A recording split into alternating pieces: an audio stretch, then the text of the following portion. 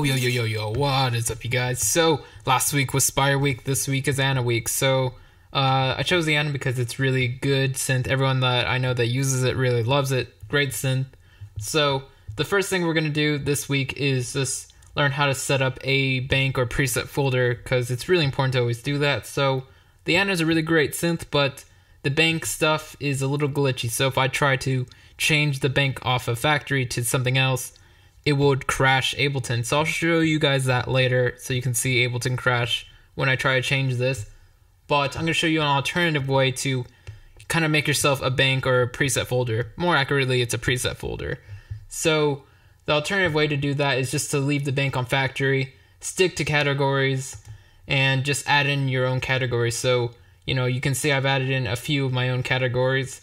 And then, I just use that folder to drop in presets or save presets to, or when I want to share my presets with someone else, I find that folder on my computer, zip it up and give it to them, and then they can just drag and drop it into, these categories. So the way you find this on your computer, let's slow down. So the way you make a new category is you go to File menu, make a new category, make sure you're not record enabled or anything like that, because this is a glitchy window. Like I said, A.N.A's really great, but its file menu stuff and the bank stuff is glitchy. So, now you just got to click here, start typing, and then press OK.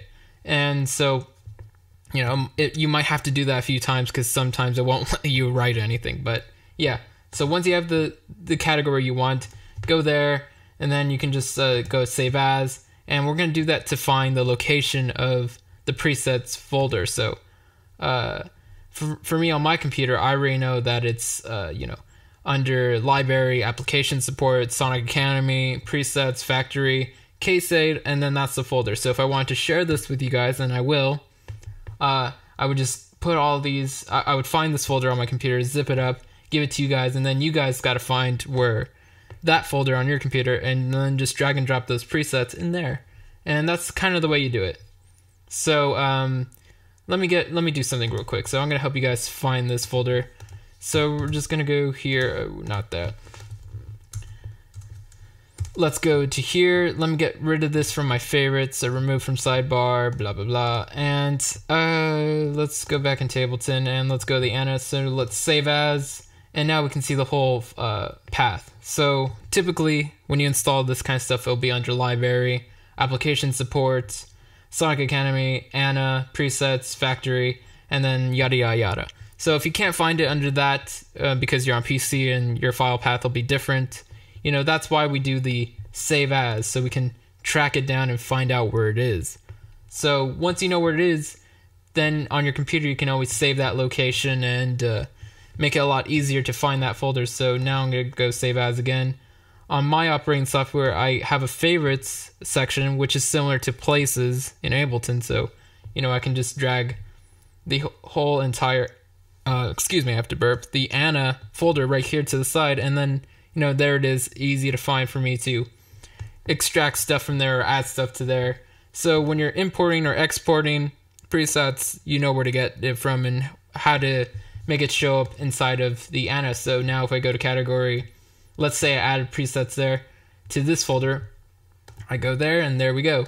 So it's very important to always have your presets and your file folders all set up when you're using a synth, because I saw somebody the other week, I was working with some new people, and this dude would, every time he wanted to open up a new preset inside of Massive, he would go open sound and then dig through folders and folders, and it would take like 5 minutes in between each preset. And I just told him, dude, use the browser. I'll help you set it up. And I helped this dude set up the browser for Massive, so that way he could just click through. And I swore he was treating me like I was some sort of genius, but I was like, dude, no. Most good synths will have a good browser or way of letting you, change your presets. And I just realized in that moment that that's really important to a good synth. Really, it's not enough to just have a good synth, and I think synth companies need to realize this as well. It's not just enough to have a good synth, but a good way to go through and make your own banks and customize it and, set up your folders and presets so that they're easy to get to, because some of the synths I least like are the ones that don't do that kind of stuff well. So anyways, thanks guys for watching. This is day 1 of the A.N.A week, and of course all the other days are just going to be now focusing on some sound design stuff, but I thought this was an important way to start this week, so thanks and lates. A little bonus clip, let's watch Ableton crash. So I'm going to switch from the factory bank to the K-State bank. And it crashed. So really now, thanks for watching.